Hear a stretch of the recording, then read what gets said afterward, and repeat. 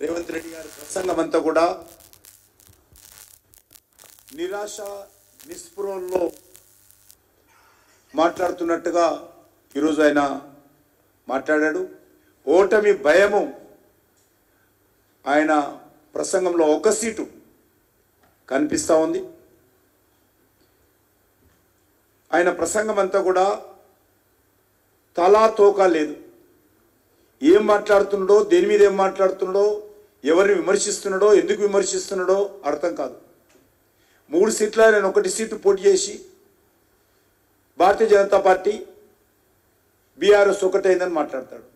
మరి మిగతా 2 సీట్లలో మేము ఎవరితోటి కుమ్మకైనట్టు ఆ విషయం చెప్పడు. ఎలక్షన్స్కు ముందే రేవంత్ రెడ్డి ప్రసంగము మరి చేతులు ఎత్తేసినట్టుగా ఆయన కనిపిస్తూ ఉంది. పోలింగ్ జరగలేదు, కౌంటింగ్ జరగకముందే ఆయన ఓటమిని అంగీకరించాడు. ఈ సీటు గెలిచినా గెలవకపోయినా మా ప్రభుత్వానికి వచ్చేటువంటి ప్రమాదం లేదని ఒక దిక్కు అంటూనే, ఓటమిని అంగీకరిస్తూనే భారతీయ జనతా పార్టీ మీద కూడా ప్రధానంగా బురద జల్లేటువంటి ప్రయత్నం చేస్తూ ఉన్నాడు. ప్రభుత్వానికి వచ్చే నష్టం లేదని చెప్తూనే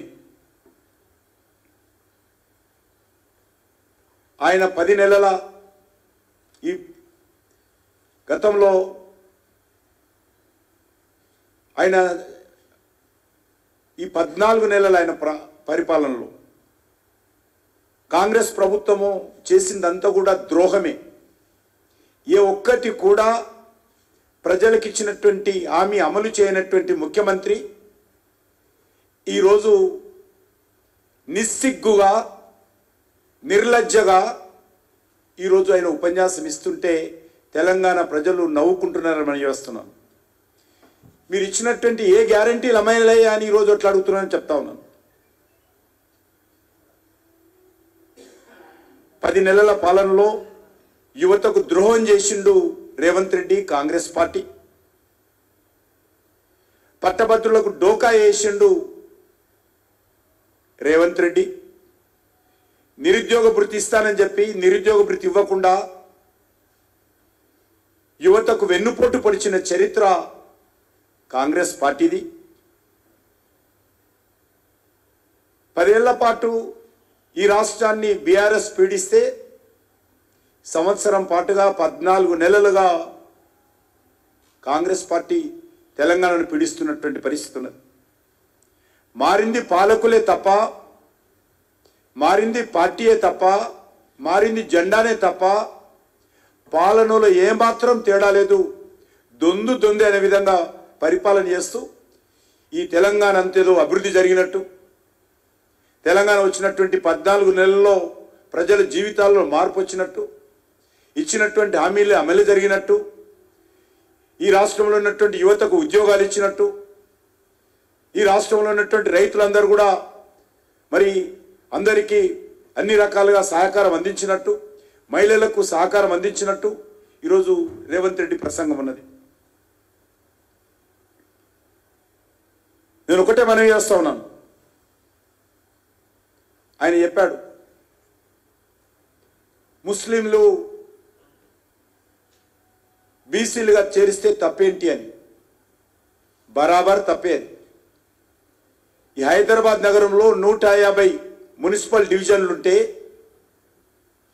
అందులో 50% సీట్లు బీసీ సామాజిక వర్గాలకు రిజర్వ్ చేస్తే కార్పొరేషన్లో కార్పొరేటర్లు, అందులో 30% పైన అంటే 30 సీట్లకు 50 సీట్లలో 30 సీట్లకు పైగా మజ్లిస్ పార్టీ అభ్యర్థులే గెలిచినటువంటి పరిస్థితి హైదరాబాద్లో ఉంది. ఈ ప్రమాదాన్ని మేము హెచ్చరిస్తున్నాం. ఆ గతంలో కూడా బీసీడీలో కొంతమంది ముస్లింలు కులపరంగా వెనుకబడినటువంటి వాళ్ళు ఉన్నారు. కానీ ఈరోజు రేవంత్ రెడ్డి మొత్తం ముస్లింలు ఉన్నటువంటి 99% మందిని బీసీలుగా తీసుకొచ్చి బీసీలలో కలిపి బీసీలకు అన్యాయం చేస్తుంటే తప్పకుండా ప్రశ్నించాల్సినటువంటి బాధ్యత అన్ని రాజకీయ పార్టీలు ఉంది. కాబట్టి మేము మాట్లాడుతూ ఉన్నాం.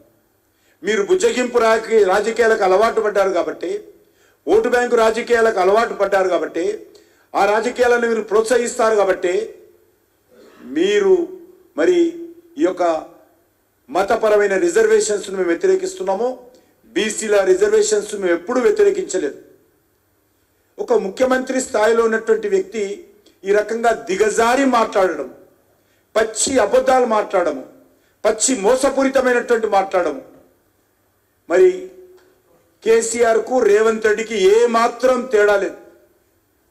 కేసీఆర్ కూడా అదే విధంగా మాట్లాడేటువంటి వాడు, అదే నడవడి, అదే పద్ధతి. ఈరోజు రేవంత్ రెడ్డి కేసీఆర్ నుంచి పునికి పుచ్చుకున్నట్టుగా ఈరోజు మాట్లాడుతూ ఉన్నాడు. పచ్చి అబద్ధాలు, ఒక్కటి కూడా ఆయన మాట్లాడిన దాంట్లో నిజాలు లేవు అనే విషయాన్ని సందర్భంగా మనవి చేస్తున్నాను.